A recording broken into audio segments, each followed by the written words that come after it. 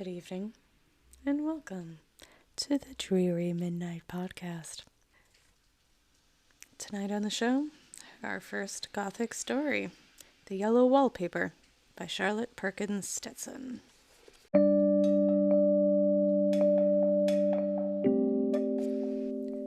It is very seldom that mere ordinary people like John and myself secure ancestral halls for the summer.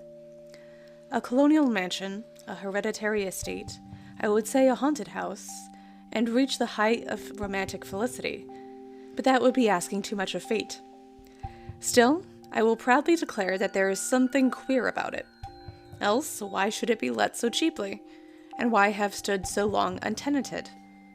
John laughs at me, of course, but one expects that in a marriage.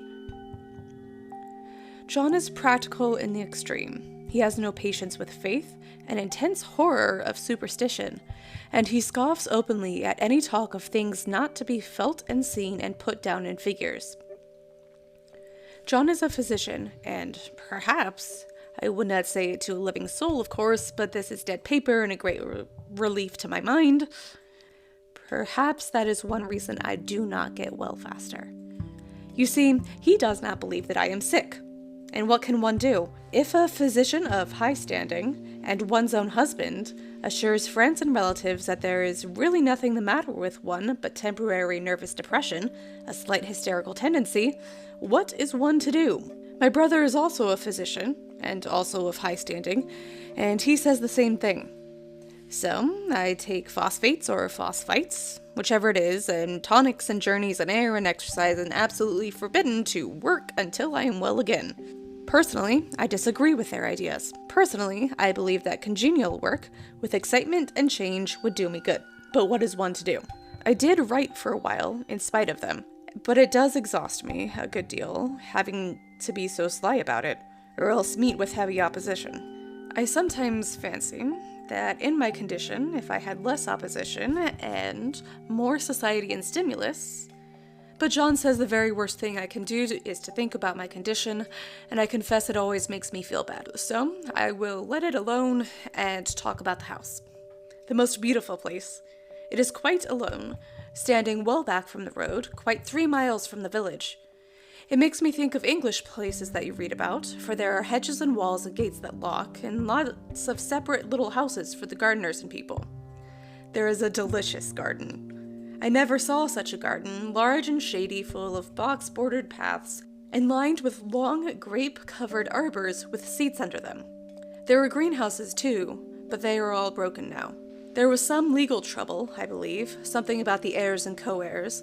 Anyhow, the place has been empty for years. That spoils my ghostliness, I am afraid, but I don't care. There is something strange about the house, I can feel it. I even said so to John one moonlight evening, but he said what I felt was a draft and shut the window. I get unreasonably angry with John sometimes.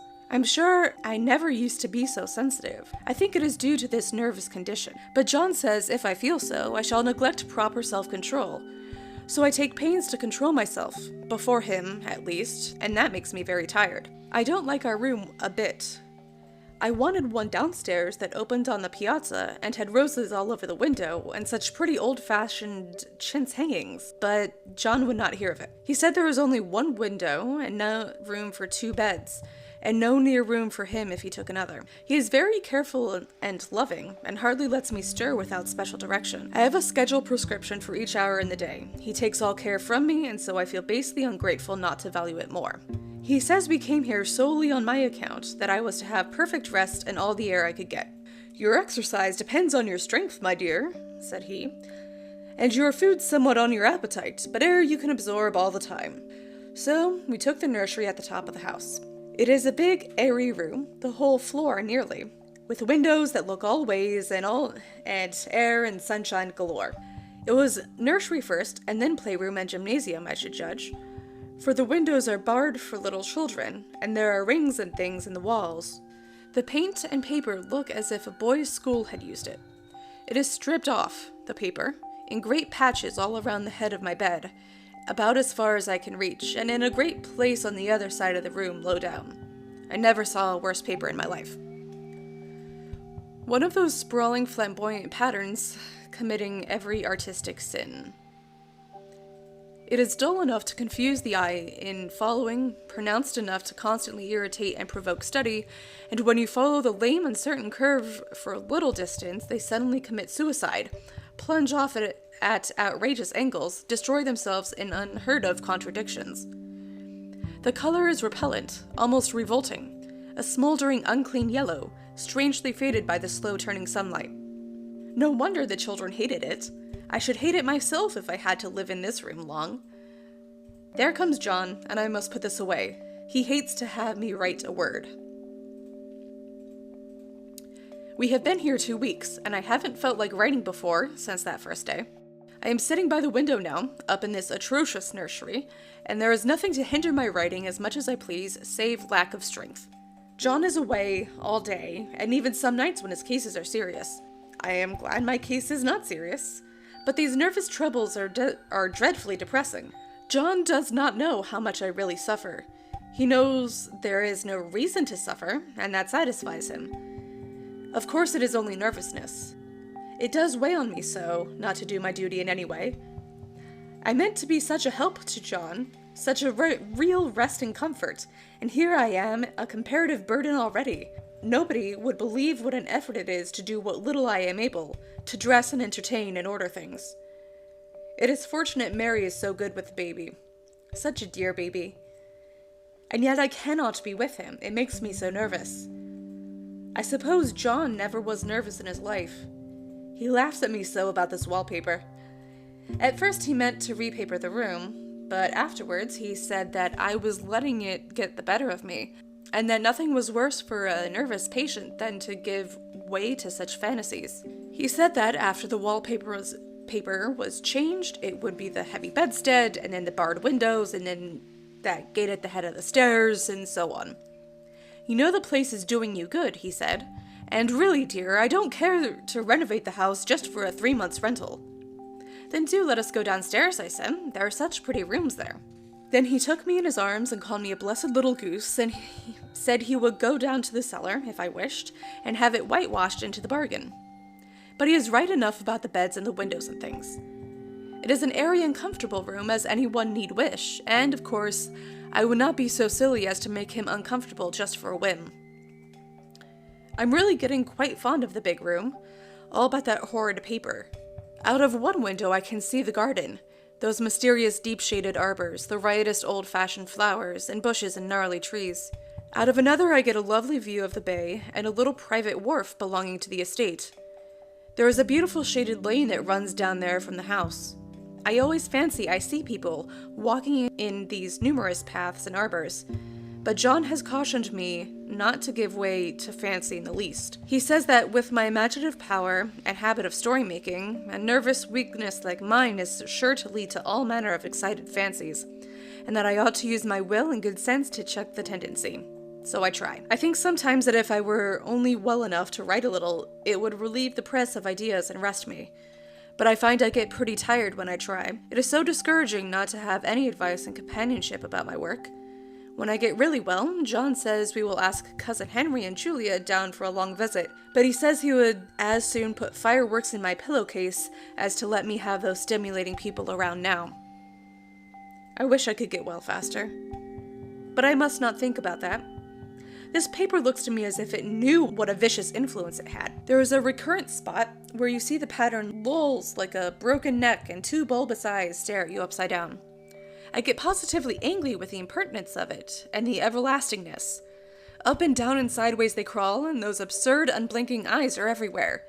There is one place where 2 breadths didn't match, and the eyes go all up and down the line, one a little higher than the other. I never saw so much expression in an inanimate thing before, and we all know how much expression they have.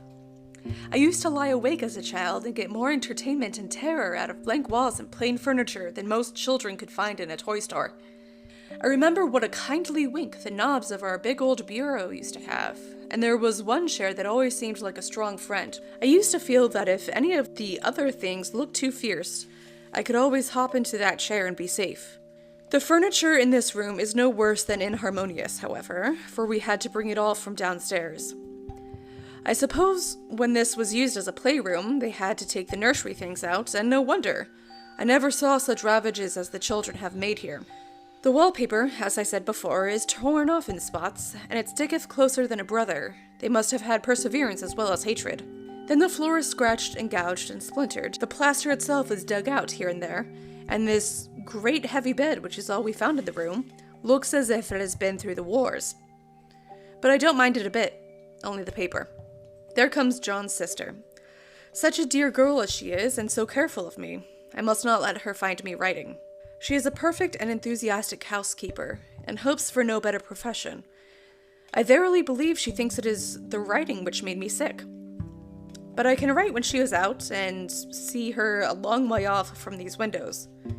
There is just one that commands the road, a lovely shaded winding road, and one that just looks off over the country. A lovely country, too, full of great elms and velvet meadows. This wallpaper has a kind of sub-pattern in a different shade, a particularly irritating one, for you can only see it in certain lights and not clearly then. But in the places where it isn't faded, and where the sun is just so, I can see a strange, provoking, formless sort of figure that seems to sulk about behind that silly and conspicuous front design. There's Sister on the stairs. Well, the 4th of July is over.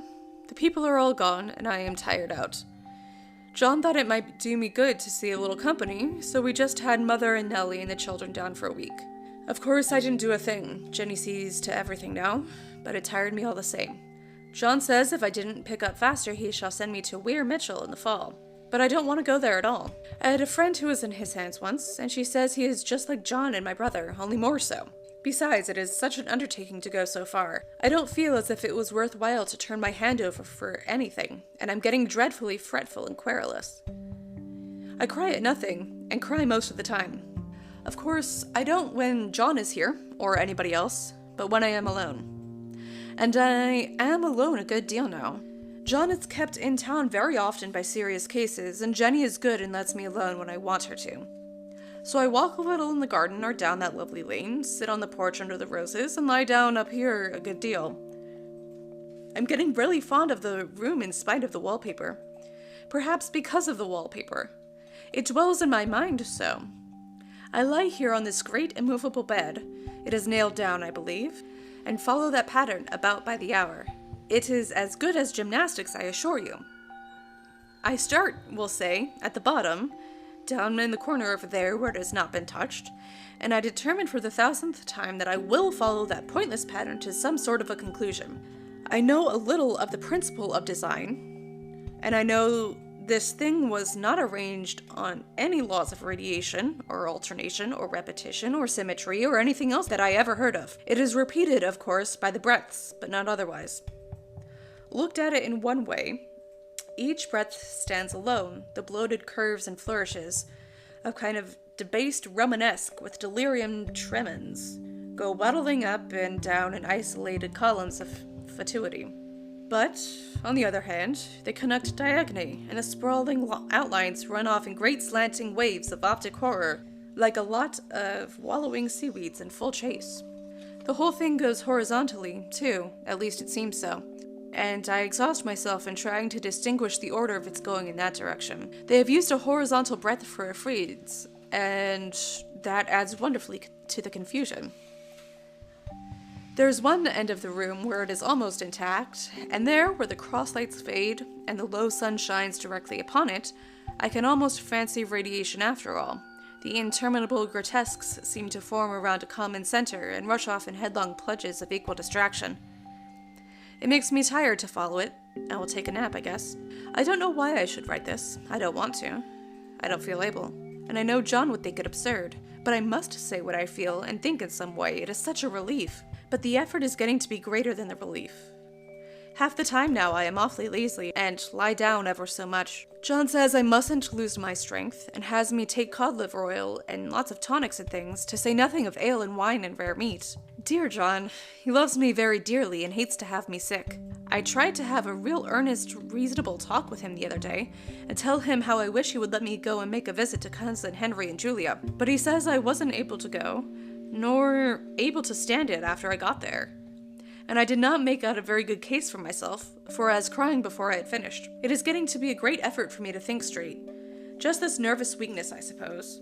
Dear John gathered me up in his arms, and just carried me upstairs and laid me on the bed, and sat by me and read to me till it tired my head. He said I was his darling and his comfort and all he had, and that I must take care of myself for his sake and keep well. He says that no one but myself can help me out of it, that I must use my will and self-control and not let any silly fancies run away with me. There's one comfort, the baby is well and happy, and does not have to occupy this nursery with the horrid wallpaper. If we had not used it, that blessed child would have. What an unfortunate escape. Why, I wouldn't have a child of mine, impressionable little thing, live in such a room for worlds. I never thought of it before, but it is lucky that John kept me here after all. I can stand it so much easier than a baby, you see. Of course, I never mention it to them anymore. I'm too wise, but I keep watch of it all the same. There are things in the paper that nobody knows but me, or ever will. Behind that outside pattern, the dim shapes get clearer every day. It is always the same shape, only very numerous. And it is like a woman stooping down and creeping about behind that pattern. I don't like it a bit. I begin to think, I wish John would take me away from here. It is so hard to talk with John about my case, because he is so wise, and because he loves me so. But I tried to last night. It was moonlight. The moon shines in all around just as the sun does. I hate to see it sometimes, it creeps so slowly, and always comes in by one window or another. John was asleep, and I hated to waken him, so I kept still and watched the moonlight on that undulating wallpaper till I felt creepy. The faint figure behind seemed to shake the pattern, just as if she wanted to get out.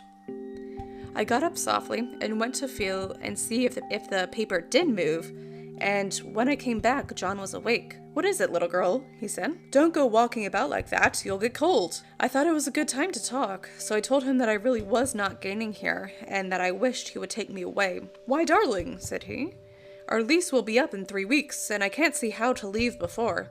The repairs are not done at home, and I cannot possibly leave town just now. Of course, if you were in any danger, I could and I would, but you really are better, dear, whether you can see it or not. I am a doctor, dear, and I know. You are gaining flesh and color, your appetite is better. I feel really much easier about you." "I don't weigh a bit more," said I, "nor as much, and my appetite may be better in the evening when you are here, but it is worse in the morning when you are away." "Bless her little heart," said he with a big hug. "She shall be as sick as she pleases. But now, let's improve the shining hours by going to sleep and talk about it in the morning." "And you won't go away?" I asked gloomily. "Why, how can I, dear? It is only 3 weeks more, and then we will take a nice little trip of a few days while Jenny is getting the house ready. Really, dear, you are better." "Better in body, perhaps," I began, and stopped short, for he sat up straight and looked at me with such a stern, reproachful look that I could not say another word. "My darling," said he, "I beg of you, for my sake and for our child's sake as well as for your own, that you will never for one instant let that idea enter your mind. There is nothing so dangerous, so fascinating to a temperament like yours. It is a false and foolish fancy. Can you not trust me as a physician when I tell you so?" So, of course, I said no more on that score, and we went to sleep before long. He thought I was asleep first, but I wasn't, and lay there for hours trying to decide whether that front pattern and the back pattern really did move together or separately. On a pattern like this, by daylight, there is a lack of sequence, a defiance of law that a constant irritant to a normal mind. The color is hideous enough, and unreliable enough, and infuriating enough, but the pattern is torturing. You think you have mastered it, but just as you get well underway in following it, it turns a back somersault, and there you are. It slaps you in the face, knocks you down, and tramples upon you. It is like a bad dream. The outside pattern is a florid arabesque, reminding one of a fungus. If you can imagine a toadstool in joints, an interminable string of toadstools, building and sprouting in endless convolutions, why, that is something like it. That is, sometimes. There is one marked peculiarity about this paper, a thing nobody seems to notice but myself, and that is that it changes as the light changes. When the sun shoots in through the east window, I always watch for that first long, straight ray. It changes so quickly that I never can quite believe it. That is why I watch it always. By moonlight, the moon shines in all night when there is a moon. I wouldn't know it was the same paper. At night, in any kind of light, in twilight, candlelight, lamplight, and worst of all, by moonlight, it becomes bars. The outside pattern, I mean, and the woman behind it, plain as can be. I didn't realize for a long time what the thing was that showed behind that dim sub-pattern. But now I am quite sure it is a woman. By daylight, she is subdued, quiet. I fancy it is the pattern that keeps her so still. It is so puzzling. It keeps me quiet by the hour. I lie down ever so much now. John says it is good for me, and to sleep all I can. Indeed, he started the habit by making me lie down for an hour after each meal. It is a very bad habit, I am convinced, for you see I don't sleep. And that cultivates deceit, for I don't tell them I'm awake, oh no. The fact is, I'm getting a little afraid of John. He seems very queer sometimes, and even Jenny has an inexplicable look. It strikes me occasionally, just as a scientific hypothesis, that perhaps it is the paper. I've watched John, when he did not know I was looking, and come into the room suddenly on the most innocent excuses, and I've caught him several times looking at the paper. And Jenny, too. I caught Jenny with her hand on it once. She didn't know I was in the room, and when I asked her, in a very quiet voice, with the most restrained manner possible, what she was doing with the paper, she turned around as if she had been caught stealing, and looked quite angry, asked me why I should frighten her so. Then she said that the paper stained everything it touched, and that she had found yellow smooches on all my clothes and John's, and she wished we would be more careful. Did that not sound innocent? But I know she was studying that pattern, and I am determined that nobody shall find it out but myself. Life is very much more exciting now than it used to be. You see, I have something more to expect, to look forward to watch. I really do eat better, and am more quiet than I was. John is so pleased to see me improve. He laughed a little the other day, and said I seemed to be flourishing in spite of my wallpaper. I turned it off with a laugh. I had no intention of telling him it was because of the wallpaper. He would make fun of me. He might even want to take me away. I don't want to leave now until I have found it out. There is a week more, and I think that will be enough. I'm feeling ever so much better. I don't sleep much at night, for it is so interesting to watch developments, but I sleep a good deal in the daytime. In the daytime it is tiresome and perplexing. There are always new shoots on the fungus, and new shades of yellow all over it. I cannot keep count of them, though I have tried conscientiously. It is the strangest yellow, that wallpaper. It makes me think of all the yellow things I ever saw. Not beautiful ones like buttercups, but old, foul, bad yellow things. But there is something else about that paper. The smell. I noticed it the moment we came into the room, but with so much air and sun it was not bad. Now we have had a week of fog and rain, and whether the windows are open or not, the smell is here. It creeps all over the house. I find it hovering in the dining room, skulking in the parlor, hiding in the hall, lying in wait for me on the stairs. It gets into my hair. Even when I go to ride, if I turn my head suddenly and surprise it, there is that smell. Such a peculiar odor, too. I have spent hours trying to analyze it to find out what it smelled like. It is not bad, at first, very gentle, but quite the subtlest, most enduring odor I ever met. In the damp weather, it is awful. I wake up in the night and find it hanging over me. It used to disturb me at first. I thought seriously of burning the house to reach the smell. But now I am used to it. The only thing I can think of that is like it is the color of the paper. A yellow smell. There is a very funny mark on this wall, low down near the mopboard. A streak that runs around the room. It goes behind every piece of furniture, except the bed, a long, straight, even smooch, as if it had been rubbed over and over. I wonder how it was done, and who did it, and what they did it for. Round and round and round, round and round and round. It makes me dizzy. I really have discovered something at last. Through watching so much at night, when it changes so, I have finally found out. The front pattern does move, and no wonder. The woman behind shakes it. Sometimes I think there are a great many women behind, and sometimes only one, and she crawls around fast, and her crawling shakes it all over. Then, in the very bright spots, she keeps still. And in the very shady spots, she just takes hold of the bars and shakes them hard. And she is all the time trying to climb through. But nobody could climb through that pattern. It strangles so. I think that is why it has so many heads. They get through, and then the pattern strangles them off and turns them upside down and makes their eyes white. If those heads were covered or taken off, it would not be half so bad. I think that woman gets out in the daytime, and I'll tell you why, privately. I've seen her. I can see her out of every one of my windows. It is the same woman, I know, for she is always creeping, and most women do not creep by daylight. I see her on that long road under the trees, creeping along, and when a carriage comes, she hides under the blackberry vines. I don't blame her a bit. It must be very humiliating to be caught creeping by daylight. I always lock the door when I creep by daylight.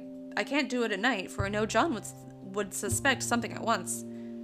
And John is so queer now that I don't want to irritate him. I wish he would take another room. Besides, I don't want anybody to get that woman out at night but myself. I often wonder if I could see her out of all the windows at once. But, turn as fast as I can only see out of one at a time.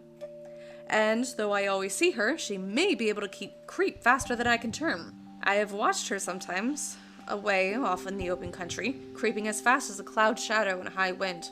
If only that top pattern could be gotten off from the under one. I mean to try it, little by little. I found out another funny thing, but I shan't tell it this time. It does not do to trust people too much. There are only 2 more days to get this paper off, and I believe John is beginning to notice. I don't like the look in his eyes. And I heard him ask Jenny a lot of professional questions about me. She had a very good report to give. She said I slept a good deal in the daytime. John knows I don't sleep very well at night, for all I'm so quiet. He asked me all sorts of questions, too, and pretended to be very loving and kind, as if I couldn't see through him. Still, I don't wonder he acts so, sleeping under this paper for 3 months. It only interests me, but I feel sure John and Jenny are secretly affected by it. Hurrah! This is the last day. But it is enough. John is to stay in town overnight and won't be out till this evening. Jenny wanted to sleep with me, the sly thing, but I told her I should undoubtedly rest better for a night alone. That was clever, for really I wasn't alone a bit. And as soon as it was moonlight and that poor thing began to crawl and shake the pattern, I got up and ran to help her. I pulled and she shook, I shook and she pulled, and before morning we had peeled off yards of that paper, a strip about as high as my head and half around the room. And then when the sun came and that awful pattern began to laugh at me, I declared I would finish it today. We go away tomorrow, and they are moving all my furniture down again to leave things as they were before. Jenny looked at that wall in amazement, but I told her merrily that I did it out of pure spite at the vicious thing. She laughed and said she wouldn't mind doing it herself, but I must not get tired. How she betrayed herself that time. But I am here, and no person touches this paper but me. Not alive. She tried to get me out of the room. It was too patent. But I said it was so quiet and empty and clean now that I believed I would lie down again and sleep all I could. And not to wake me, even for dinner. I would call when I woke. So now she is gone, and the servants are gone, and the things are gone, and there is nothing left but the great bedstead nailed down, with a canvas mattress we found on it. We shall sleep downstairs tonight and take the boat home tomorrow. I quite enjoy the room, now that it is bare again. How those children did tear about here. This bedstead is fairly gnawed. But I must get to work. I have locked the door and thrown the key down into the front path. I don't want to go out, and I don't want to have anybody come in till John comes. I want to astonish him. I've got a rope up here that even Jenny did not find. If that woman does get out and tries to get away, I can tie her. But I forgot I could not reach far without anything to stand on. This bed will not move. I tried to lift and push until I was lame, and then I got so angry I bit off a little piece at one corner, but it hurt my teeth. Then I peeled off all the paper I could reach standing on the floor. It sticks horribly, and the pattern just enjoys it. All those strangled heads and bulbous eyes and waddling fungus growths just shriek with derision. I'm getting angry enough to do something desperate. To jump out of the window would be admirable exercise, but the bars are too strong even to try. Besides, I wouldn't do it. Of course not. I know well enough that a step like this is improper and might be misconstrued. I don't like to look out of the windows even. There are so many of those creeping women, and they creep so fast. I wonder if they all came out of that wallpaper as I did. But I am securely fastened now by my well-hidden rope. You don't get me out in the road there. I suppose I shall have to get back behind the pattern when it comes night, and that is hard. It is so pleasant to be out in this great room and creep around as I please. I don't want to go outside. I won't, even if Jenny asks me to. For outside, you have to creep on the ground, and everything is green instead of yellow. But here I can creep smoothly on the floor, and my shoulder just fits in that long smooch around the wall, so I cannot lose my way. Why? There's John at the door.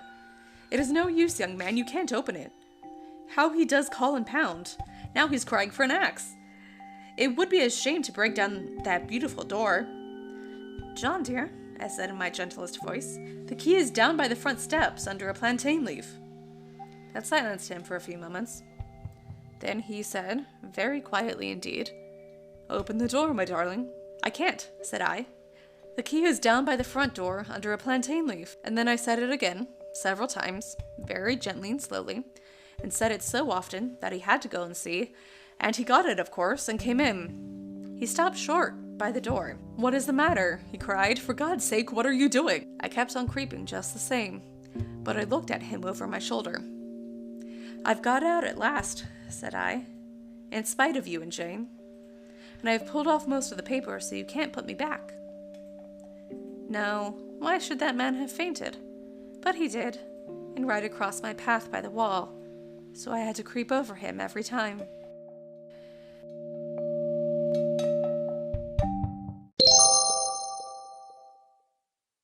Alright, and now a bit about the author.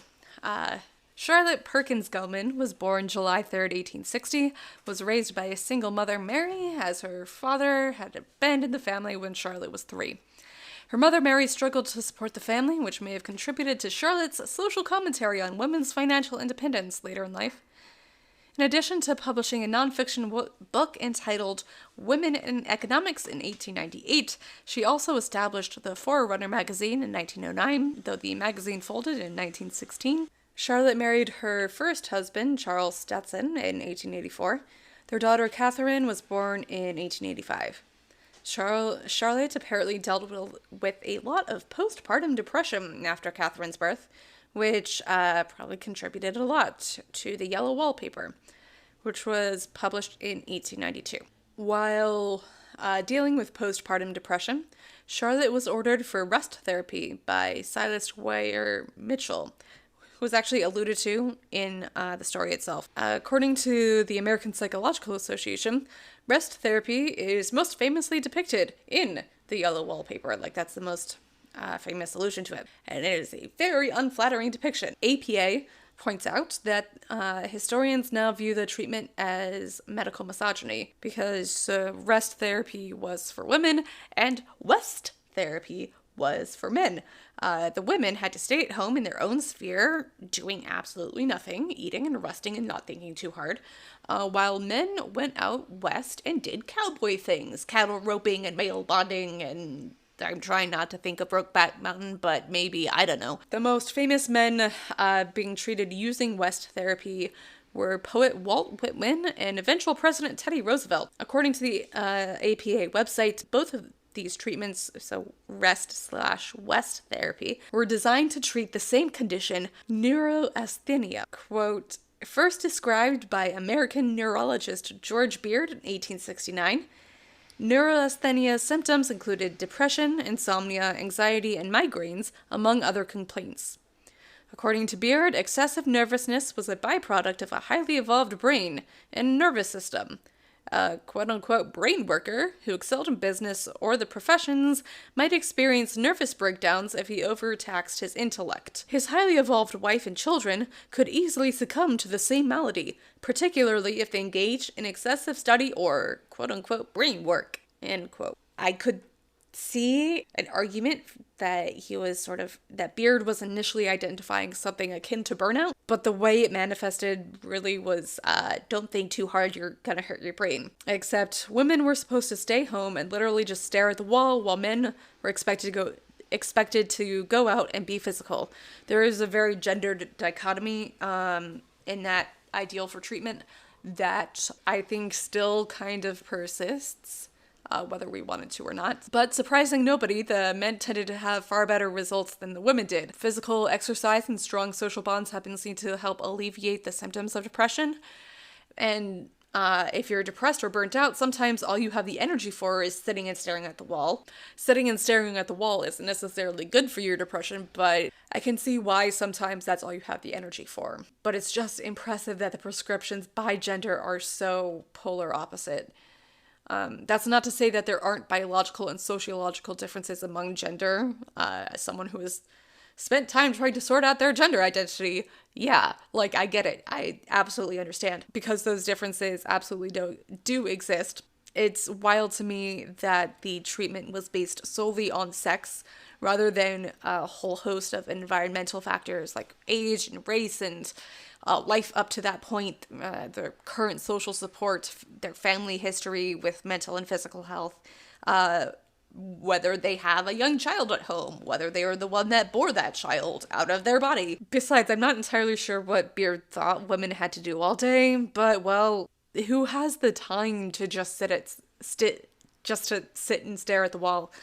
Even in the 19th century, when women were solely expected to run the home, that's still a lot of work. If you're like Charlotte, who either had to or really, really wanted to earn a paid living, you would still have external obligations in addition to children and housekeeping and everything. You still had to, like, do your laundry work and, in Charlotte's case, paint and write, in addition to raising a child while having postpartum depression.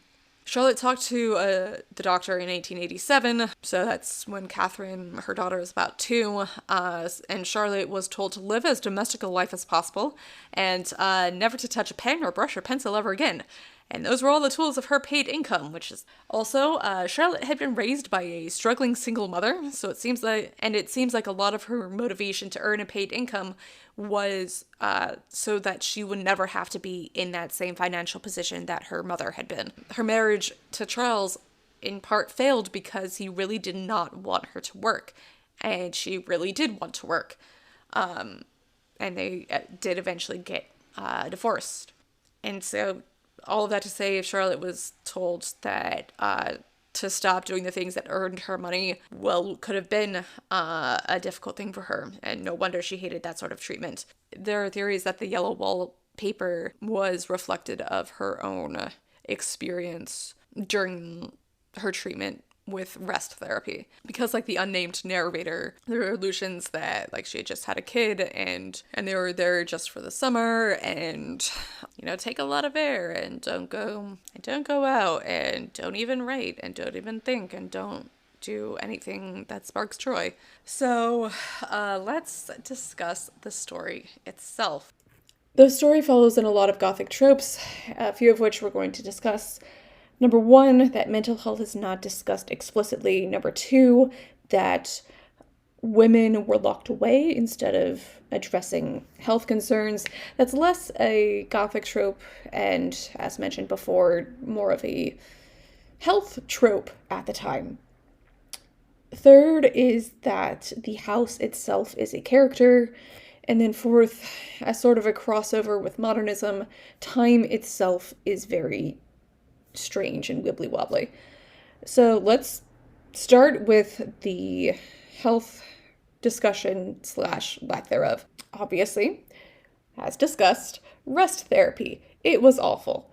Also, shout out to John for being the worst horror movie husband ever, or at least at part of the horror terror canon of not listening to his own spouse's concerns. This also follows in the tradition of Jane Eyre. We don't talk about your health. Specifically with Jane Eyre, the woman is locked away. We don't talk about her, but things are coming to a head.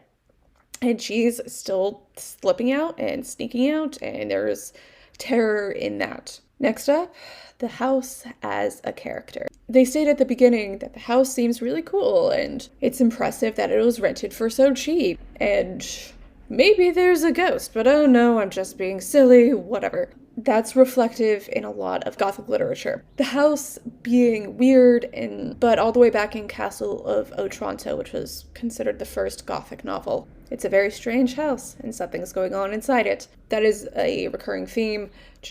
You see it in Jane Eyre, you see it in a little bit in Woman in White, even though that's that's half mystery, half Gothic. The Poe story, The Telltale Heart, the main character has an involving relationship with the Wallpaper. Is it really a nursery that she's staying in? Or is it, as above, a place to lock away your insane family members? Who needs wrist restraints and a nailed down bed in a nursery? Hopefully nobody, but At some point, you also notice that the narrator switches from being outside the wallpaper to being inside and part of the makeup of the house itself. This ties back to the house as a character in that it's hard to see how that relationship changes until you look at the beginning and you look at the end. And the relationship between the woman and the house is very different. Time is a weird concept in this story. You don't really get a whole lot of time markers, aside from like, we just moved in, it's been a few weeks, it's 4th of July, we're about to move. But there are large gaps in between those where you don't know how many entries are happening in between like the 4th of July and the we're about to move ones specifically. This is actually more of a modernism thing than a Gothic literature thing.